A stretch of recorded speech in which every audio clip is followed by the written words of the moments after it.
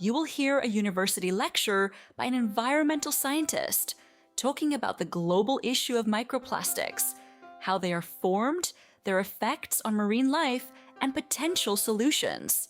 Please make sure to download the free no completion PDF before you start listening. Good afternoon, everyone. In today's lecture, we are going to look at a very serious environmental issue that has been getting a lot of attention lately. We are all aware of the visible plastic pollution on our beaches, things like discarded plastic bottles, bags, and food wrappers. But today, we are going to focus on a much smaller, almost invisible threat. I am talking about microplastics. Over the last few years, marine biologists and environmental scientists have become increasingly worried about these tiny particles because they have managed to find their way into almost every ecosystem on the planet. So, let's start with a basic but precise scientific definition. What exactly counts as a microplastic? By international scientific consensus, microplastics are defined as any plastic particles or fragments that measure less than 5 millimeters in length or diameter. To help you visualize that, that's about the size of a single sesame seed, or smaller. Now, scientists generally divide these particles into two main categories, depending on where they come from. These are primary microplastics and secondary microplastics. Let's look at primary microplastics first. These are tiny pieces of plastic that are intentionally manufactured to be very small right from the start. A perfect example of this is something called microbeads. For a long time, companies added these tiny plastic beads to personal care products like exfoliating facial scrubs or even certain brands of toothpaste to help with cleaning. But they aren't just used in cosmetics, they are also widely used as industrial abrasives in factories and shipyards. Workers use them under high pressure to blast clean, heavy machinery or strip old paint off large surfaces.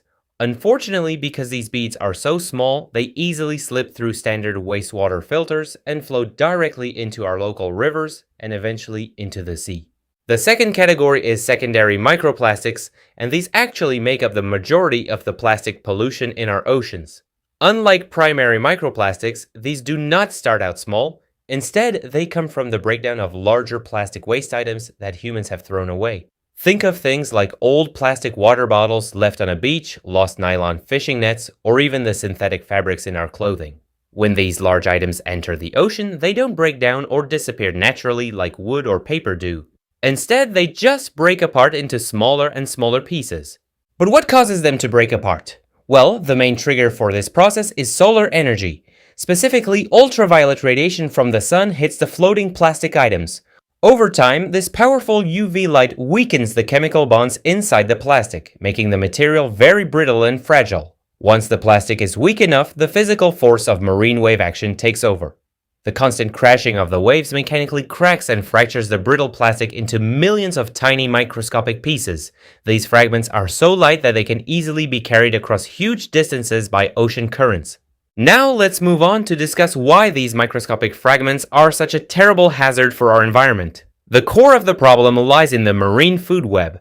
Because these particles are so tiny and often float near the surface, they look very similar to food. Low-level marine creatures, most notably zooplankton, which are the tiny microscopic animals floating in the sea, cannot tell the difference between their actual food and these plastic fragments. Small larval fish and shellfish make the same mistake. When an animal swallows these plastics, the consequences are devastating.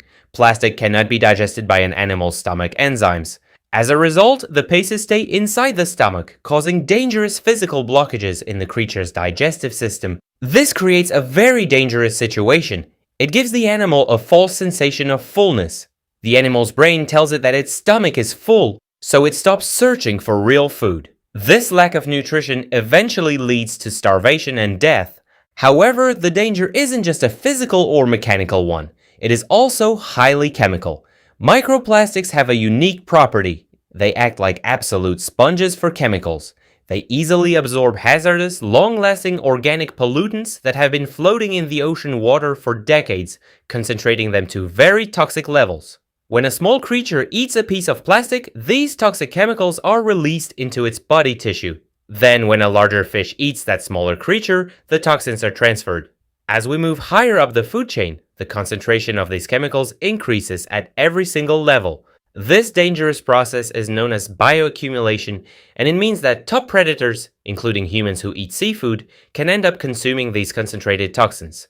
So, given the massive scale of this global crisis, what can we actually do to solve it? It is obvious that a single solution will not work. We need a combined effort. On a global political level, governments must pass laws to enforce a strict ban on microbeads in all consumer products and reduce the production of single-use plastics. But we also need to take action at a local infrastructure level. As I mentioned earlier, a huge amount of microplastics in the ocean actually comes from synthetic microfibers that wash out of our clothes during laundry.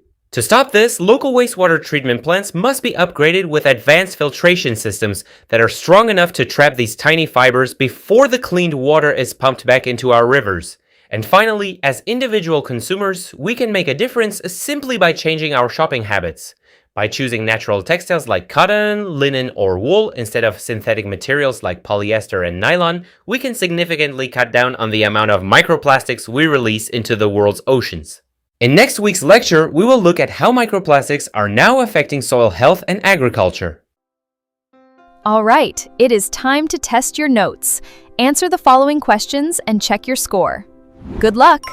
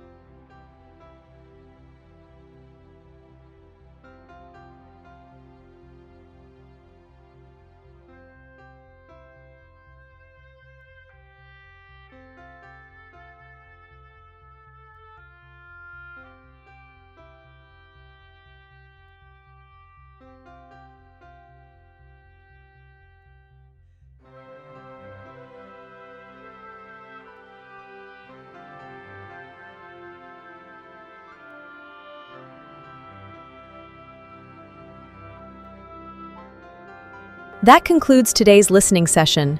To stay updated with our next videos, make sure to subscribe. Thank you for watching and see you next time. Bye for now.